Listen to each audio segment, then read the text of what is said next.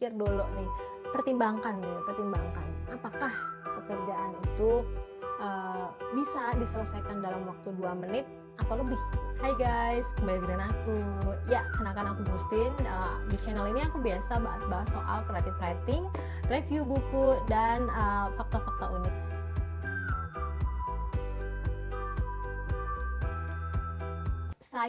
Hal paling challenging dalam kehidupan ini adalah mengatur waktu. Ya nggak? Setuju kan? Kadang-kadang kita kayak bangun pagi udah merencanakan nih mau ngerjain ini itu, tapi ujung-ujungnya apa? Kita tuh kayak nggak ngerjain apapun gitu kan, dan hari udah menjelang petang gitu, dan udah mau ganti hari lagi gitu aja terus gitu. Tugas terbengkalai, deadline ya telat semua. Kadang kita kayak berdalih ya memang 24 jam tuh kadang kurang, makanya kadang tuh kayak juga aku berintrospeksi diri gitu ya, karena kita nggak bisa ngatur aja gitu ya. Mungkin kadang ketika ada waktu slow kita tuh lebih banyak ya scroll HP gitu kan, sosmed.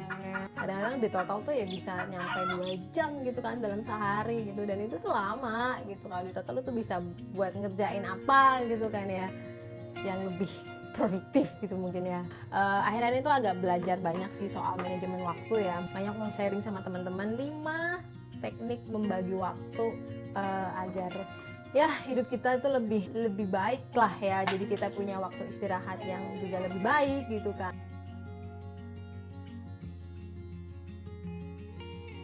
Nah, yang pertama adalah teknik Pomodoro. Nah, mungkin teman-teman udah familiar mungkin dengan teknik Pomodoro. Nah, teknik manajemen waktu ini tuh ditemukan oleh seorang Italian gitu kan, bernama Francesco Ciliro pada tahun 1980-an.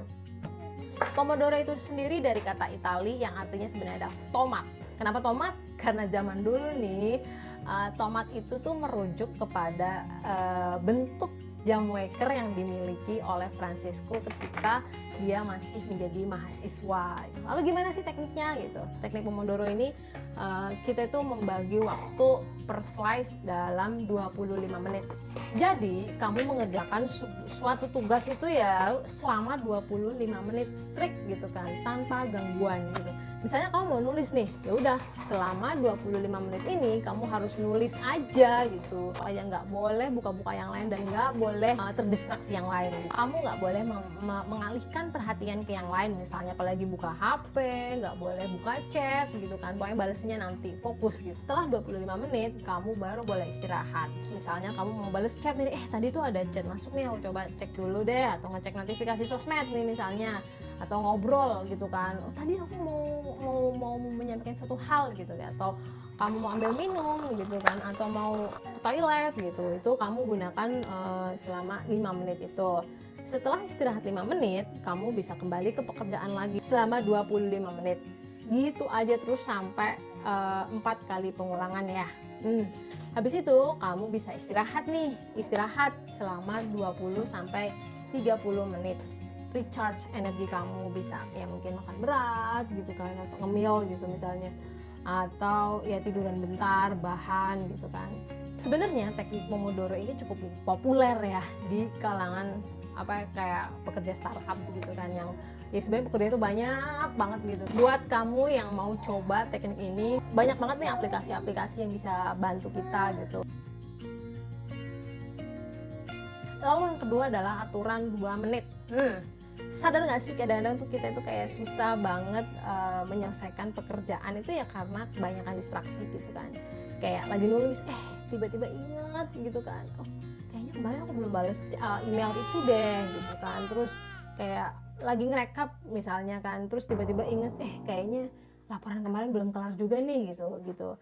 Kayak fokus kita tuh kayak loncat-loncat gitu lah ya. Dan inilah salah satu hal yang membuat pekerjaan kita itu jadi kayak ya jadi nggak kelar gitu, semuanya tuh serba nanggung. Nah, salah satu trik yang bisa kamu pakai adalah trik aturan 2 menit. Jadi nih, ketika kamu sedang kerja terus ada pekerjaan tambahan, sebelum kamu mau mengerjakan pekerjaan tambahan itu, kamu bisa mikir dulu nih, pertimbangkan apakah pekerjaan itu bisa diselesaikan dalam waktu 2 menit atau lebih. Kalau misal tugas itu bisa diselesaikan dalam waktu 2 menit, langsung kerjakan, langsung selesaikan saat itu juga, langsung execute gitu kan ya, jangan ditunda-tunda gitu. Kalau misalnya pekerjaan itu butuh waktu lebih dari 2 menit, kamu bisa masukkan pekerjaan itu dalam to-do list selanjutnya gitu. Jadi kita dulu gitu sih. Kamu bisa menunggu sebentar ibarat kita kayak gitu. Lalu yang ketiga adalah manajemen waktu dengan sistem batching ya, atau kayak pengelompokan gitu, kayak mengerjakan tugas serupa dalam waktu yang sama gitu. What? Maksudnya gimana sih? Jadi kayak gini, misalnya kamu menulis nih ya, kan dalam proses menulis itu kita butuh yang namanya cari ide, terus cari referensi, lalu ngetiknya dan ngeditnya gitu ya. Dalam suatu waktu kamu tentukan apa yang mau kamu lakukan, misalnya dalam cari ide gitu. Jadi kamu tentukan misalnya dalam 2 jam ya, 2 jam kamu hanya fokus mencari ide sebanyak-banyaknya, mencari ide pokoknya apa yang kamu dapat gitu kan, kamu kumpulkan gitu kan, kamu catat semuanya khusus buat cari ide gitu. Lalu di lain waktu mungkin kamu adalah tugasnya ketika kamu nulis gitu kan, ya udah kamu nulis terus, nulis sebanyak-banyaknya, sebisa kamu gitu kan dalam waktu ini gitu. Tapi ini juga berkaitan lagi dengan urgensinya sih ya, kamu tentukan urgensinya. Metode ini sebenarnya tuh cukup populer ya buat apalagi di kalangan konten kreator gitu ya, yang kayak maksudnya harus produksi banyak gitu kan ya. Kenapa orang-orang suka ke sistem batching juga itu cukup populer? Karena kita tahu bahwa pemanasan untuk memulai sesuatu kadang-kadang waktunya itu cukup lama ya. Kayak contoh deh, kayak misalnya aku mau shoot video ini gitu misalnya. Ini kan ngumpulin moodnya itu lama banget, kayak ngumpulin preparationnya itu lama, kayak masang ininya, masang itunya gitu. Nah, ketika udah terpasang kita udah langsung terjun aja sekaligus gitu. Jadi lebih menghemat waktu gitu kan. Awalnya sih kayak gitu ya di uraian-uraian yang aku baca gitu. Dan kita tuh kayak nggak capek-capek untuk switch otak kita untuk suatu tugas lain dan switch lagi ke tugas lain gitu. Kayak kita tuh jadi ya lebih hemat energi sih menurut aku gitu. Nah, metode keempat adalah mulai dengan pekerjaan yang paling sulit. Nanti sebenarnya cara ini cukup kontroversial gitu kan, masih banyak banget perdebatan gitu. Karena apa?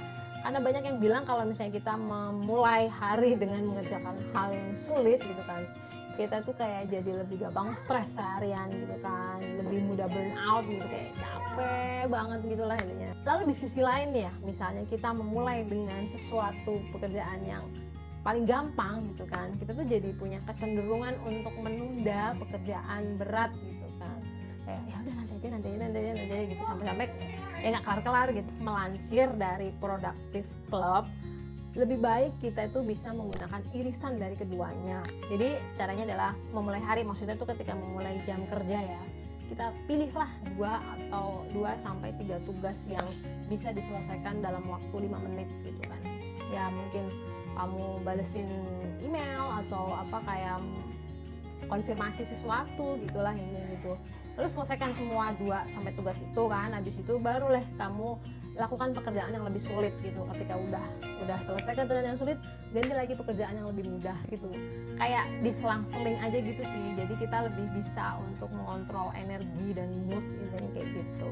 Lalu yang kelima adalah, kalau ini sih sebenarnya dari aku sendiri ya, manajemen waktu yang baik adalah tugas itu jangan cuma dipikirin tapi dilakuin. Ya kayak kita tuh lebih suka kadang-kadang sering kepikiran gitu kan, kayak nanti aku mau ngerjain ini, nanti aku mau ngerjain itu, ini ngerjainnya gimana ya gitu. Ya kita hanya berpikir gitu kan, berpikir prosesnya itu cuma di sini aja gitu, tapi nggak kita lakukan. Itu tuh takes time dan takes energi sebenarnya kan. Jadi ketika udah masuk jam gitu kan ya, waktunya kerja, ya udah gitu, lakukan apa yang harus dilakukan, nggak usah kebanyakan mikir nanti gimana setupnya gimana, enggak gitu, ya udah kerjain aja. Ya sekian video kali ini, semoga ya membantu kita semua untuk bisa mengatur waktu dengan lebih baik gitu. Dan satu lagi, aku bukan expert dalam bidang manajemen waktu atau productive tips gitu kan, aku hanya ya suka aja sih belajar hal seperti ini, dan aku pengen sharing aja sama teman-teman semua di channel ini. Oke?